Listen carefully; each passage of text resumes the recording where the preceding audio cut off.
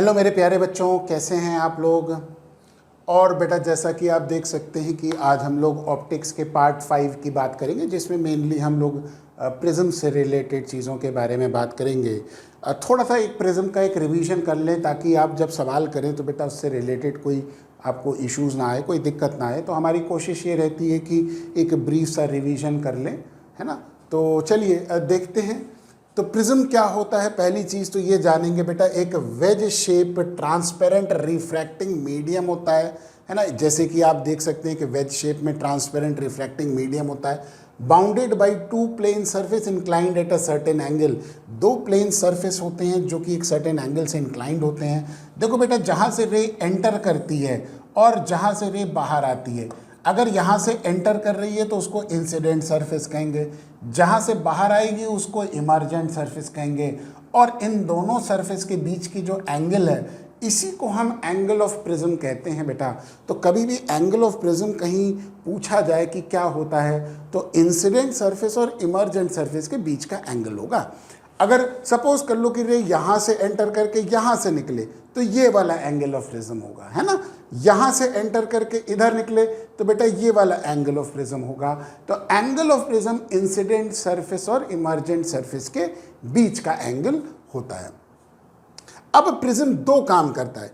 एक, लाइट रे को डिविएट करता है, यानी कि लाइट अपने जो यूजुअल पाथ पे जा रही है उस पे ना जाके उससे वो बेंड कर जाती है, डिविएट कर जाती है, वो काम करता है। दूसरा काम प्रिज्म करता है कि डिस्पर्स करता है वाइट लाइट को, यानी कि breaking of the white light into 7 colours, ये काम करता है प्रिज्म। तो प्रिज्म कभी भी पूछा जाए कि बेटा क्या क्या करता है, तो पहली चीज़ डिविएट भी करता है लाइट को अपने यूजुअल पाथ से, डिविएशन करता है, और प्रिज्म डिस्पर्स भी करता है, यानी कि वाइट लाइट को 7 कलर में ब्रेक करता है।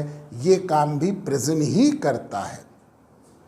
अब प्रिज्म का जैसे कि ये डायग्राम है, तो इसकी कोई डेरिवेशन हमको नहीं करनी है, बस ये डायग्राम को थोड़ा सा समझना है कि क्या क्या होता है। देखो बेटा, ये हमारे पास इंसिडेंट सरफेस हो गया, ये इमर्जेंट सरफेस हो गया, ठीक, ये आपको दिख रहा है। और ये जो एंगल ए, जिसको हम एंगल ऑफ प्रिज्म कहेंगे, क्योंकि यही इंसिडेंट और इमर्जेंट सरफेस के बीच का एंगल है। ये हमने नॉर्मल बना रखा है जो ग्रीन डॉटेड दिख रही है, ठीक। और ये रे ऑफ लाइट अंदर एंटर कर रही है वाइट कलर से, ये रे का ओरिजिनल पाथ था, ठीक। लेकिन रे जैसी प्रिज्म में एंटर करेगी तो रेयर टू डेंसर जाएगी, बेंड करेगी टुवर्ड्स दी नॉर्मल। तो ये नॉर्मल की तरफ देखिए, ये देखिए रे गई ना, इसकी बेंडिंग किधर की तरफ हो गई, नॉर्मल की तरफ हो गई, ये नॉर्मल हो गया, ये रे बेंड कर गई। और फिर जब डेंसर टू रेयर जाएगी तो ये नॉर्मल से अवे बेंड करेगी। ये देखिए, ये इसका पाथ होता है, लेकिन अब ये नॉर्मल से अवे बेंड कर गई। तो ये ध्यान देने वाली चीज़ है। अब बाई चांस ये रे और base of the prism parallel हो गए, लेकिन इसका मतलब ये नहीं कि बेटा ये हमेशा पैरेलल होंगे, ये ध्यान रखने वाली चीज़ है। अब I1 और I2 इंसिडेंट और इमर्जिंग एंगल हो गए, R1 और R2 क्या हो गया, रिफ्रैक्टिंग एंगल हो गया, जो कि प्रिज्म के अंदर हो गया एंगल ऑफ रिफ्रैक्शन। और 3A क्या हो गया, एंगल ऑफ प्रिज्म हो गया।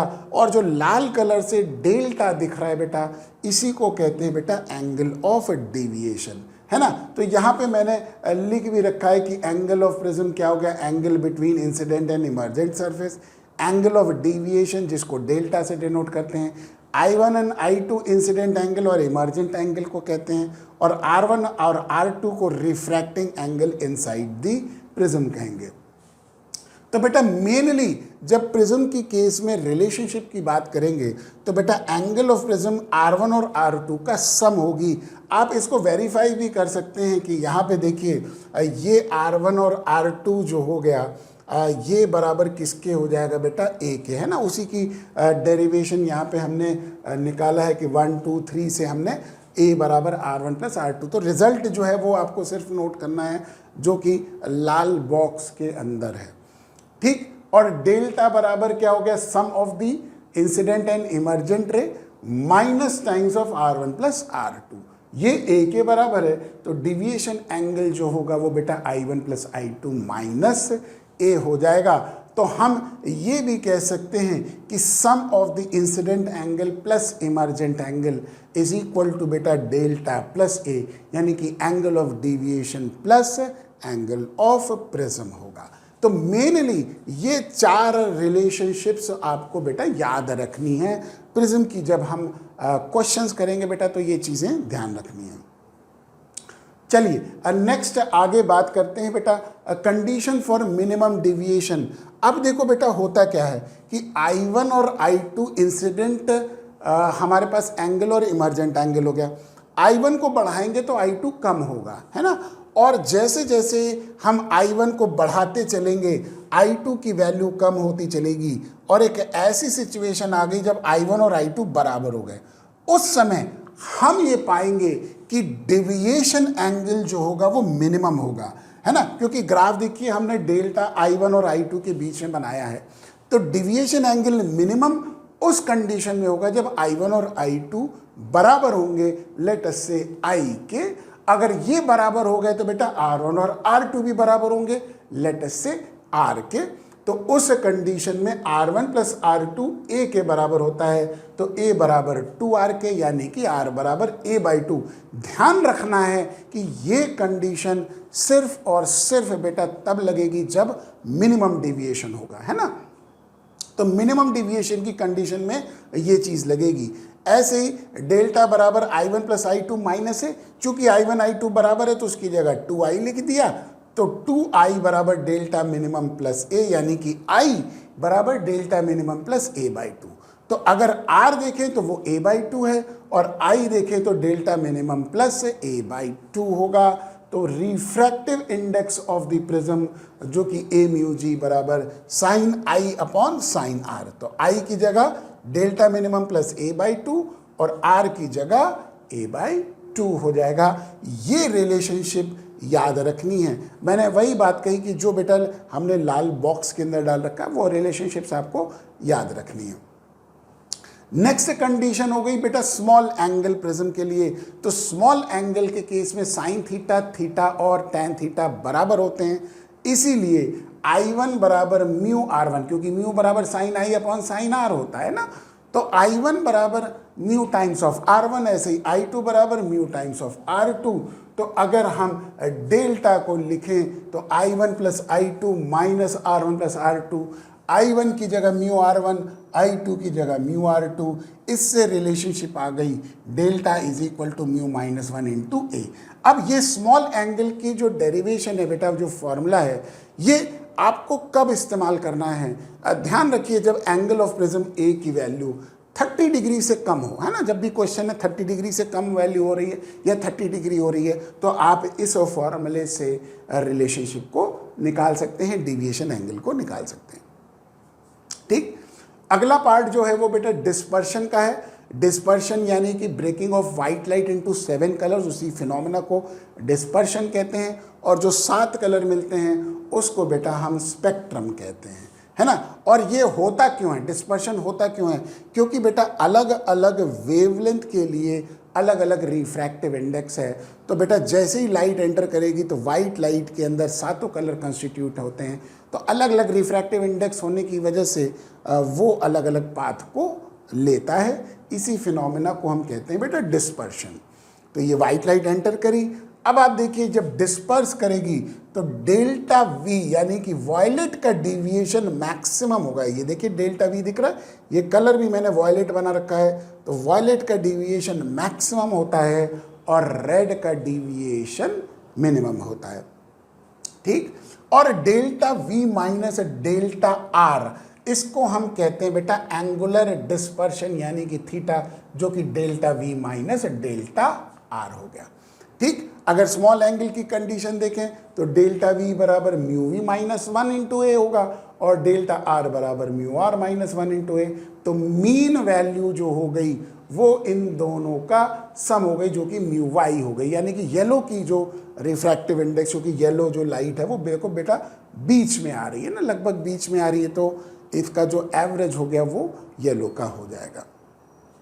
तो डिस्पर्सिव पावर जिसको हम ओमेगा से डिनोट करते हैं बेटा, वो बराबर angular dispersion upon mean deviation. Angular dispersion जो कि थीटा था, delta V minus delta R, और मीन डेविएशन डेल्टा मीन जो कि मैंने पीछे निकाला था बेटा ना, mu Y minus 1 into A। ठीक, इन दोनों का रेशियो जब हम निकालेंगे तो बेटा ये हमारे पास एक डिस्पर्सिव पावर आ जाएगी प्रिज्म की, जो कि फॉर्मूला डिस्पर्सिव पावर का है।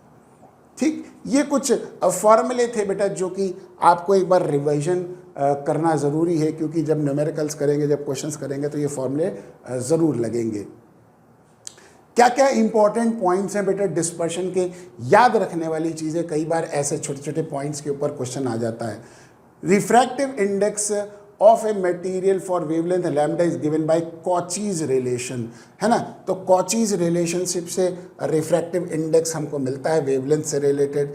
तो लैम्डा रेड बड़ा होगा वॉयलेट से, वेवलेंथ रेड लाइट की ज़्यादा बड़ी होती है वॉयलेट से, तो बेटा उस कंडीशन में म्यू ऑफ वॉयलेट बड़ा होगा as compare to mu of red. यानी कि जिसकी वेवलेंथ बड़ी होगी उसका रिफ्रैक्टिव इंडेक्स क्या होगा, कम होगा, एज पर दी काउचीज रिलेशन, है ना। यही चीज़ यहाँ पे देखने को मिल रही है कि वेवलेंथ रेड की बड़ी है लेकिन रिफ्रैक्टिव इंडेक्स रेड का कम है वायलेट से। ठीक, क्लियर। म्यू ऑफ येलो जो होगा वो वायलेट और रेड का मीन होगा, यानी कि येलो बीच में आएगा। ठीक, डिस्पर्सिव पावर जो होता है वो डिपेंड करता है nature of material, not on the angle of prism. Angle of prism के ऊपर नहीं डिपेंड करता है, बल्कि प्रिज्म के मटेरियल के नेचर के ऊपर डिपेंड करता है कि किस मटेरियल का बना है। ठीक, greater the dispersive power larger is the spread of spectrum, मतलब डिस्पर्सिव पावर जितनी ज़्यादा होगी उतना ही स्पेक्ट्रम ज़्यादा फैला हुआ नज़र आएगा, और जितना डिस्पर्सिव पावर कम होगी उतना ही वो कम फैला हुआ नज़र आएगा। फ्लिंट ग्लास की dispersive power more than crown glass होती है। बेटा ग्लास की दो क्वालिटी होती है, फ्लिंट ग्लास और क्राउन ग्लास। तो फ्लिंट की डिस्पर्सिव पावर ज़्यादा होती है as compare to crown glass. ठीक है, तो ये एक छोटा सा ब्रीफ रिवीजन था बेटा प्रिज्म से रिलेटेड। आप इसको रिवाइज करिए और बेटा नेक्स्ट क्लास में मैं इससे रिलेटेड क्वेश्चंस आपको कराऊंगा। ठीक, चलिए तब तक के लिए आप पढ़ते रहिए और चीज़ों को रिवाइज करते रहिए। ठीक है, thank you so much, have a nice day.